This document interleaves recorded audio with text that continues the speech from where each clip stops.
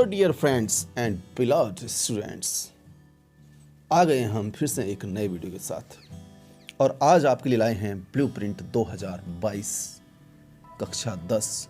2022 वैसे तो 21-22 बोलते हैं सत्र को, लेकिन 2022 इसलिए क्योंकि पेपर 2022 में ही आएगा राजस्थान बोर्ड का। और कैसा पेपर आएगा लिखा हुआ ना, ऐसा ही आएगा पेपर, बिल्कुल ऐसा ही। कक्षा 10 अनिवार्य हिंदी की बात कर रहे हैं हम, और आप शुरू से लेकर लास्ट तक वीडियो पर बने रहें। एक एक चीज़ हम आपको बताएंगे, किस प्रकार का पेपर आएगा, कौन से प्रश्न की कौन सी जगह होगी और कितने अंक का होगा। लीजिए, आ गया है माध्यमिक शिक्षा बोर्ड राजस्थान अजमेर। यहाँ पर माध्यमिक परीक्षा बोलते हैं इसको। 2022 में पेपर आएगा। टाइम 2 घंटे 45 मिनट। ध्यान रखिएगा इस बात का, पेपर बड़ा ज़रूर होगा मगर टाइम आपको 3.25 घंटे मिलेगा। पहले 3.25 घंटे मिलता था। बिल्कुल सही है, लेकिन अब आधा घंटा घटा दिया गया है। 80 अंक का पेपर आपको पता है सभी को। यहाँ पर कुछ सामान्य निर्देश हैं, वो लगभग मेन तो देखिए, यहाँ पर जो निर्देश अपने को पढ़ना है वो है, एक तो रोल नंबर। परीक्षार्थी सर्वप्रथम अपने प्रश्न पत्र पर नामांक अनिवार्यतः लिखें। इस बात को आप विशेष ध्यान में रखना है आपको। और एक चीज़ और देखिए भाई, दूसरा लिखा हुआ है ना पॉइंट, सभी प्रश्न करने अनिवार्य है। वो तो देखो भाई, अनिवार्य तो हैं मगर आएंगे तो करेंगे ना। और आएंगे क्यों नहीं भाई, जब हम बता रहे हैं आपको कैसे तैयारी करनी है, किस प्रकार से पेपर देना है, सब चीज़ बताएंगे। तो 80 में से 80 आएंगे ही जाएंगे कहाँ, है ना। चलिए, तीसरा पॉइंट लिखा हुआ है, प्रत्येक प्रश्न का उत्तर दी गई उत्तर पुस्तिका में लिखें। अरे भाई, उत्तर पुस्तिका में तो लिखेंगे। अरे कहने का मतलब ये है कि पेपर पर कुछ ना लिखें। और चौथा पॉइंट, जिन प्रश्नों में आंतरिक खंड हैं उन सभी के उत्तर एक साथ ही लिखें, अलग से खंड बनाने की आपको आवश्यकता नहीं है। और पांचवा, ध्यान रखने योग्य है कि प्रश्न संख्या 15 से 23 तक आंतरिक विकल्प है, मतलब 2 होंगे, 1 करना पड़ेगा। अब यहाँ पर देखिए, आ गया है आपका पहला प्रश्न, बिल्कुल आ गया है, ऐसा ही आएगा। और ये प्रश्न है एक गद्यांश के रूप में 5 गुणा 1, एक ही है, 5 अंक का है। अब गद्यांश जो एक तरह से अंग्रेजी के पैसेज होते हैं ना, बिल्कुल वैसा ही है। आपको ध्यान से, अब देखिए, पहले लिखा हुआ जरूर है कि भाई निम्नलिखित अपठित गद्यांश को पढ़कर प्रश्नों के उत्तर दें। तो भाई गद्यांश को पढ़ने में टाइम बर्बाद नहीं करें। मेरे हिसाब से तो आप बेटर होगा प्रश्न पढ़ लें और प्रश्न का सीधा उत्तर ढूंढे ना कहाँ पर है, तो गद्यांश अपने आप ही पढ़ा जाएगा। सही कह रहा हूँ ना, बोल तो दो। हाँ, सही, समझ में आ गया आप क्या कहना चाहते हैं। तो वास्तविकता भी यही है भाई कि प्रश्न पढ़िए पहले और प्रश्न का उत्तर फिर आपको उसमें मिल जाएगा। अब देखिए, यहाँ पर कहा हुआ है पहला प्रश्न कि उपयुक्त गद्यांश का शीर्षक क्या है। तो शीर्षक क्या होता है भाई, तो शीर्षक तो वो होता है जिस पर पूरा का पूरा गद्यांश जो है वो केंद्रित हो। जी हाँ, और कई बार ऐसा भी हो जाता है कि हमें 4 उत्तर दे रखे होते हैं और चारों में से इस बात का आपको ध्यान में रखना है, सर्वश्रेष्ठ कौन सा है वही अपना उत्तर होगा। और बाकी जो 5 प्रश्न हैं इसके सही थी, 1-1 अंक के हैं सारे, और उनके उत्तर तो आप आसानी से दे ही दोगे, क्योंकि MCQ के रूप में ना मल्टीपल चॉइस है, 4 उत्तर दे रखे हैं, 1 उत्तर छांटना बहुत आसान है ना। अब देखिए, दूसरा प्रश्न आ गया है। यहाँ पर काव्यांश है, गद्यांश काव्यांश, वैसे बात एक ही है, लेकिन काव्यांश थोड़ा सा टफ मान सकते हो, थोड़ा सा कठिन होता है।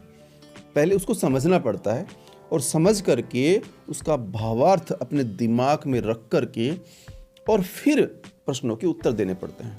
तो इसमें भी आप ध्यानपूर्वक इसको पढ़ें अच्छे से, और हाँ बिल्कुल इसको अच्छे से पढ़ें आप, और फिर नीचे लिखे हुए प्रश्नों के उत्तर दें। ये भी 5 अंक का होगा और इसके नीचे भी 5 प्रश्न होंगे जैसा कि आपको दिखाए जा रहे हैं।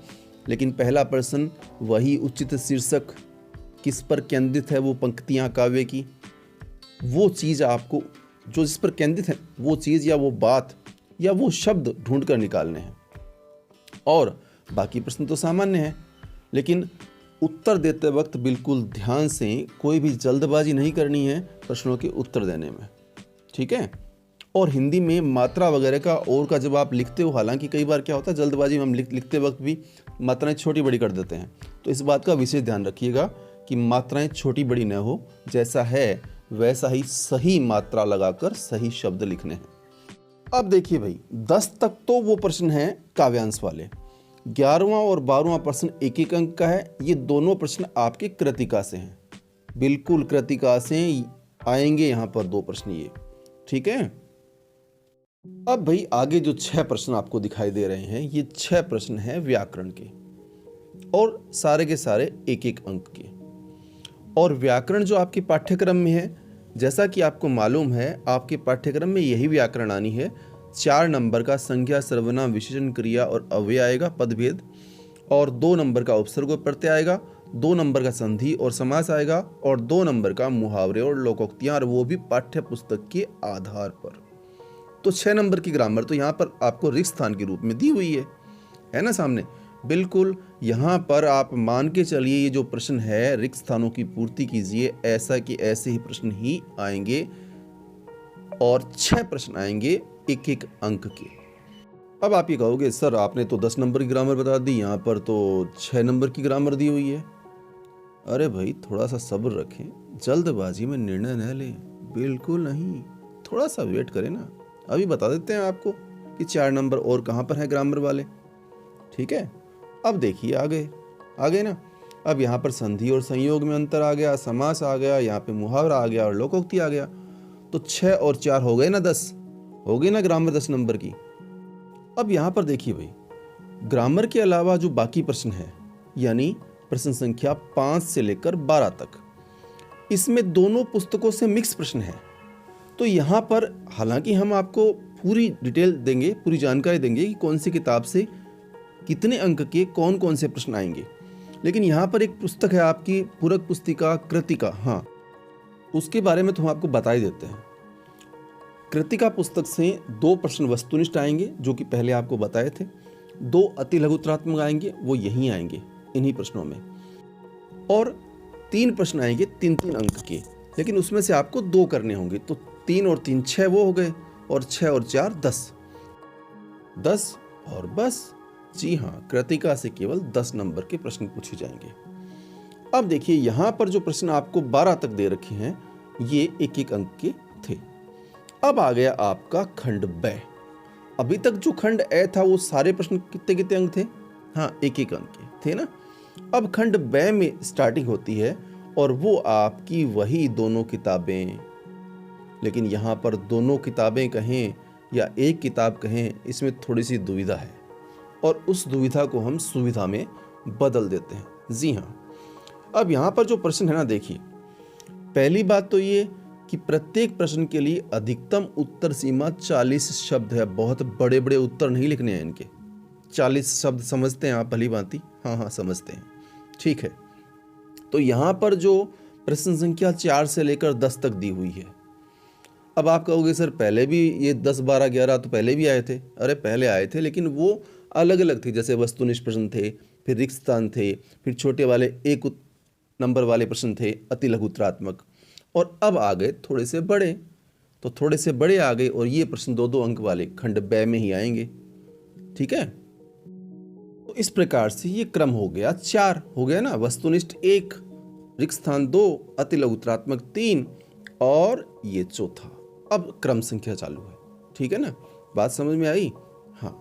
अब देखिए यहाँ पर आपकी जो क्षितिज पुस्तक है उसमें काव्य खंड और गद्य खंड दोनों है ना, तो दोनों से मिक्स करके प्रश्न आएंगे। हाँ, ये भी हम आपको बताएंगे कि गद्य खंड से कितने प्रश्न आएंगे और काव्य खंड से कितने प्रश्न आएंगे और कितने कितने अंक के आएंगे। लेकिन फिलहाल आप ये समझ लें कि यहाँ पर तो 4 से दे रखे हैं, स्टार्ट 4 से है ना, और 16 तक है ये प्रश्न। जी हाँ, 16 तक। अब 16 तक ये सारे प्रश्न जो है कितने कितने अंक के हैं? सारे 2-2 अंक के हैं। बिल्कुल खंड ब में जो प्रश्न आएंगे वो सारे 2-2 अंक के ही आएंगे और वो आपकी जो निर्धारित पाठ्य पुस्तक है उसमें से ही आएंगे, ठीक है। अब भाई आप वीडियो देख रहे हैं ना, देख रहे हैं ना? हाँ, देख रहे हैं। तो अब देखिए, आपको वीडियो देखना है और निकलना है, कहीं ऐसा तो नहीं? क्या मतलब हुआ सर? आप क्या कहना चाहते हैं? अरे भाई, अक्सर हम क्या करते हैं, हमें कोई चीज़ अच्छी लगती है ना, तो हम उसे देख लेते हैं और सीधा निकल लेते हैं। चैनल को सब्सक्राइब नहीं करते, और शायद आपने भी नहीं किया होगा अभी तक, कर लीजिए, फटाफट कर लीजिए, ताकि नया कोई भी वीडियो हम डालें तो उसकी नोटिफिकेशन सबसे पहले आप तक पहुंचे। और हाँ, हमारी मेहनत पसंद आए, पूरा वीडियो देखिएगा, और हमारी मेहनत पसंद आए आपको तो लाइक कीजिए, कमेंट कीजिए और शेयर कीजिए, ताकि ये जानकारी जो है अन्य विद्यार्थियों तक पहुंचे और वो भी लाभ उठा लें। जी हाँ।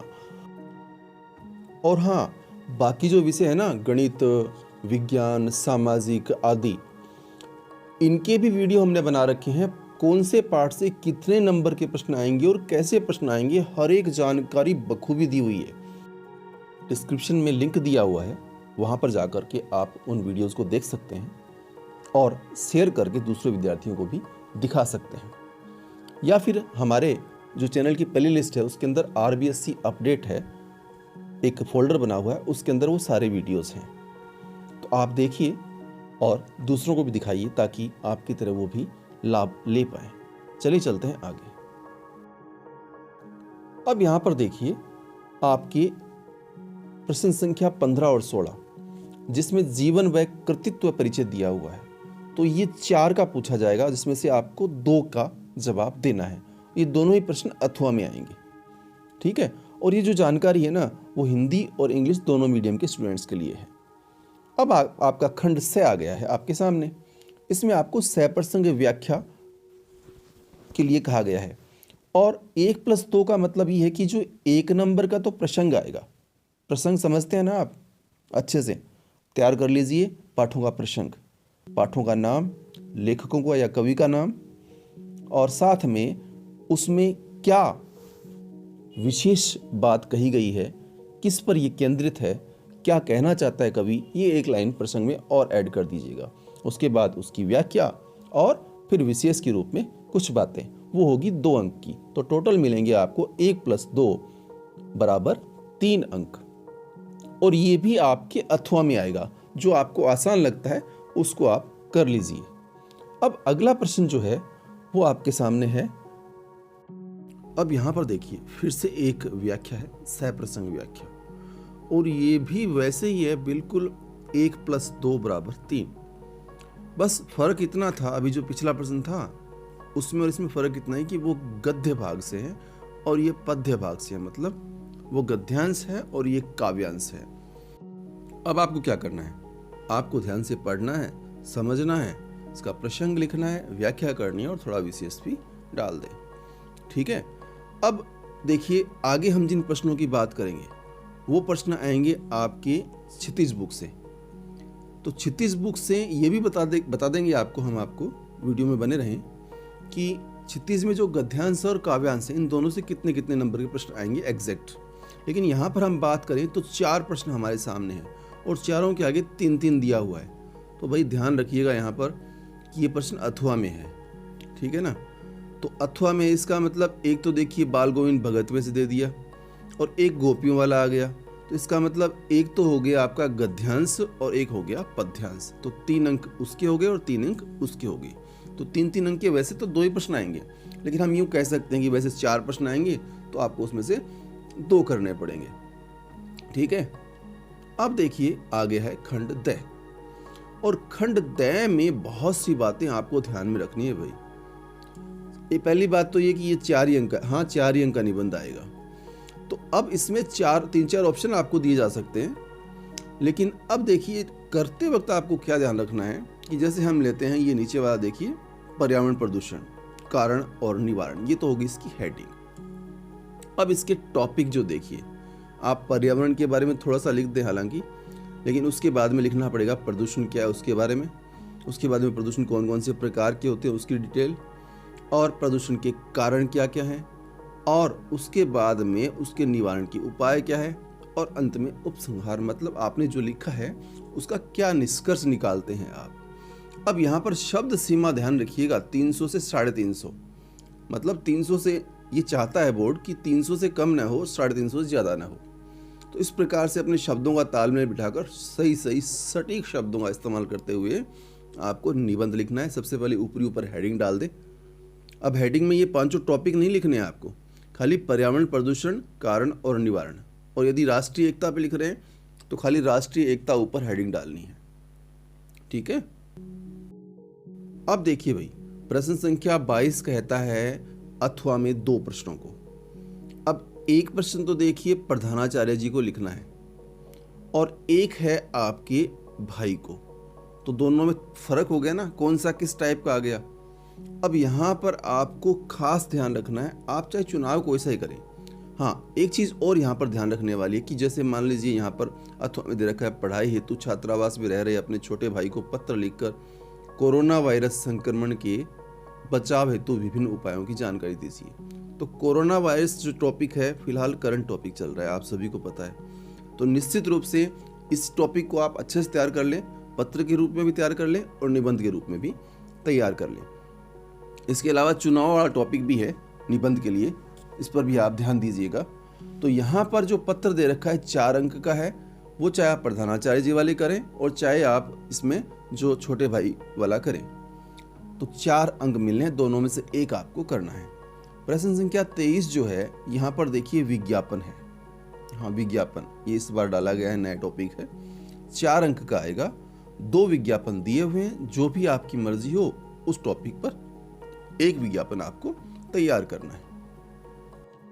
अब कल को आप कहोगे सर ये विज्ञापन नया टॉपिक है, ये विज्ञापन होता क्या है, कैसे लिखते हैं, क्या करते हैं। तो यदि आपको असुविधा हो रही हो तो आप कमेंट बॉक्स में जाकर कमेंट कीजिए, हम आपके लिए ये वीडियो भी नया बना देंगे विज्ञापन वाला। लेकिन फिलहाल बात करते हैं, अब प्रश्न तो हो गए यहाँ पर 23 देखिए, हो गए ना। अब देखिए जैसा कि हमने आपको कहा था हम आपको विस्तार से बताएंगे, तो अपठित बोध जो है, यानी आपको बताया था एक आएगा गद्यांश और एक आएगा पद्यांश, इनके नीचे 5-5 प्रश्न होंगे, ये होंगे 5-5 अंक के। इसके अलावा एक निबंध बताया था आपको, अब यहाँ पर विकल्प सहित 6 अंक का दे रखा है भैया कोर्स में, तो 6 अंक का निबंध आना है और पत्र जो है वो 4 अंक का आना है और विज्ञापन आना है 4 अंक का। इसके अलावा ग्रामर के बारे में आपको पहले बताया ही था, जो व्याकरण आएगी। अब बात है क्षितिज बुक की, तो उसमें एक वाक्य तो गद्य भाग से आएगी 6 नंबर की और एक पद भाग से आएगी 6 नंबर की, विकल्प आएंगे उन दोनों में ही। प्रश्नों की बात करें, हाँ बिल्कुल, अब जो बता रहे हैं आप ध्यान से नोट कर लें। 2 प्रश्न आएंगे निबंधात्मक, एक गद्य भाग से और एक पद भाग से। अब यहाँ पर देखिए 4-4 अंक के दोनों प्रश्न हैं। उसके बाद में एक रचनाकार का परिचय आ सकता है 4 नंबर का, इसे आप अच्छे से तैयार कर लें। और इसके अलावा जो पूरक पुस्तिका है कृतिका, उसके बारे में हमने पहले भी आपको बताया था, 10 अंक की ये है। और इस कृतिका में 3 प्रश्न आएंगे लघुत्तरात्मक, 3-3 अंक वाले, लेकिन उसमें से अपने को 2 ही करने पड़ेंगे। और अति लघुत्तरात्मक 2 आएंगे 1 अंक वाले, और बहुविकल्पात्मक यानी मल्टीपल चॉइस क्वेश्चंस आएंगे 2, तो टोटल 10 नंबर इसके हो गए। अब जो गद्यांश और पद्यांश भाग है क्षितिज बुक का, उसमें भी प्रत्येक पाठों का डिवाइडेशन दे रखा है, कौन से पाठ से कितने अंक के प्रश्न पूछे जाने हैं। एक बार आप इसका स्क्रीनशॉट ले लें, क्योंकि अगर पूरा बताऊंगा तो वीडियो काफ़ी लंबा हो जाएगा, वैसे भी काफ़ी लंबा हो गया है। और भाई एक बार आप जब चैनल पे आ जाए ना, तो कोई भी जानकारी, कोई भी वीडियो पूरा देखा करें, क्योंकि पूरा देखेंगे तो आप पूरी जानकारी ले पाएंगे, क्योंकि अधूरी जानकारी तो हमेशा हाँ बहुत ही खतरनाक होती है भाई साहब, बहुत खतरनाक होती है। तो क्योंकि आप किसी दूसरे को बताएंगे तो भी आपको अगर पूरी जानकारी होगी तभी तो दूसरे को बता पाओगे ना, ठीक है। तो वीडियो पूरा देखा करें।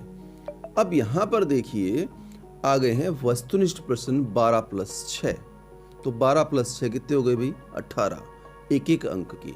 और बोर्ड द्वारा संभावित समय आपको लगने वाला है इन 18 प्रश्नों को करने में 23 मिनट का।